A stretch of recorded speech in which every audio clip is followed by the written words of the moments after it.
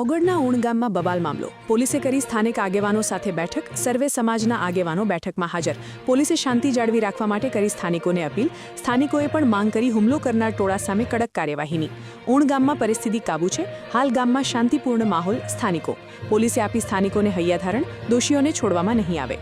Thara police સ્ટેશનના ઊણ ગામે જે ગઈકાલે બનાવ બનેલો હતો, જે બનાવના અન્ય કોઈ પ્રત્યાઘાત ન પડે અને સમયસર ગામ લોકોનો તમામ સમાજનો જે સહકાર મળેલો છે, જેના ભાગરૂપે કોઈ મોટી ઘટના બનતા અટકી ગયેલ છે. પોલીસની સમય સૂચકતા, સમયસર હાજરી અને જરૂરી એક્શનના કારણે હાલ બિલકુલ પરિસ્થિતિ શાંત છે. કોઈ અન્ય પ્રશ્ન નથી અને સોશિયલ મીડિયાના માધ્યમથી કે અન્ય કોઈ અફવાઓથી લોકોમાં કોઈ રોંગ મેસેજ ના જાય, કોઈ ગલત મેસેજ ના જાય, તે સારું. આજરોજ ગામે શાંતિ સમિતિની તમામ સમાજના લોકો સાથે બેઠક કરવામાં આવી છે. તમામના રજૂઆતો સાંભળવામાં આવી છે અને તકેદારીના ભાગરૂપે ગામમાં જરૂરી બંદોબસ્ત પણ જાળવવામાં આવે છે. હાલ બિલકુલ શાંતિ છે. સર, એફએસએલ કઈ રીતની કામગીરી ચાલે પંચનામું કરવાની? આ જે ગુનો દાખલ થયેલ છે એ ગુનાના કામે બિલકુલ સાયન્ટિફિક તપાસના ભાગરૂપે એફએસએલની મદદ લેવામાં આવેલ છે.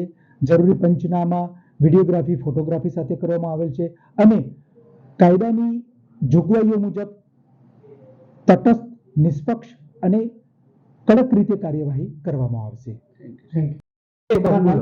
દેસાઈવાલા ભાઈ પોતાભાઈ. ઓકે, આજે શાંતિ સમિતિની બેઠક યોજાઈ હતી, શું કહેશો? આજે શાંતિ સમયની બેઠકમાં અમે અમારા ગામમાંથી દરેક કોમના 2-5 પ્રતિનિધિઓ હાજર રહ્યા અને ગઈકાલનો જે માહોલ બન્યો હતો એના વિશે સાહેબે અમને વાકેફ કર્યા, અમે સાહેબને વાકેફ કર્યા અને ગઈકાલે જે પોલીસે, પ્રશાસને અમારા માટે જે કામગીરી કરી એ બહુ પ્રશંસનીય હતી અને અમારું ગામનું કહેવું એવું છે કે જે આ લોકોએ આખા ગામ ઉપર હુમલો કરવાનો જે પ્રયત્ન કર્યો એમાં એ લુખ્ખા તત્વોને નાથવા માટેનો સંપૂર્ણ પ્રયત્ન પ્રશાસન કરે અને અમને ન્યાય મળે એવું અમે ઈચ્છીએ છીએ અને અમારા ગામમાં અત્યારે હાલ ખૂબ સુખ શાંતિ છે.